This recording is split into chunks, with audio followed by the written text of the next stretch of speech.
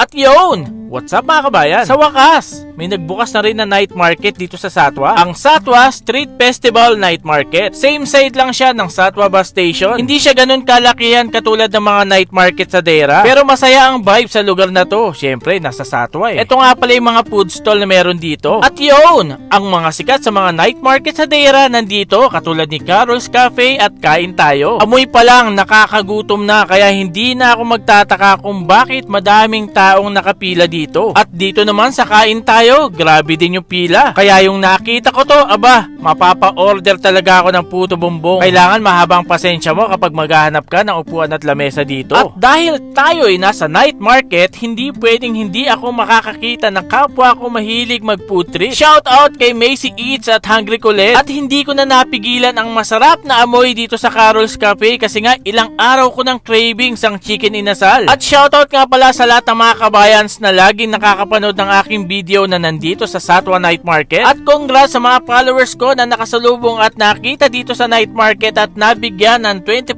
dirhams voucher ni Kain Tayo. At yun, tinake out ko nga pala yung mga order ko kaya food trip time na. At isa lang ang masasabi ko yung natikman ko tong chicken inasal ni Carol's Cafe. Sorry pero bakit ganito ang inasal nyo? Grabe! Sobrang sarap. Hindi sa hinahype ko siya, wag kang sensitive. Pero kabayan, ang sarap niya talaga eh. Tapos may chicken oil pa yung rice. Hay. Kaya mahirap mag-diet lalo na't ganito kasarap ang kakainin mo. Tapos teternuhan mo pa ng ganitong klaseng dessert. Wala na. Talagang sira ang diet. Napakasarap ng puto bongbong na ito. Kaya para sa mga kabayan na taga Satwa Dubai, hindi mo na kailangan lumayo para mag-night market kasi meron ng Satwa Street Festival Night Market.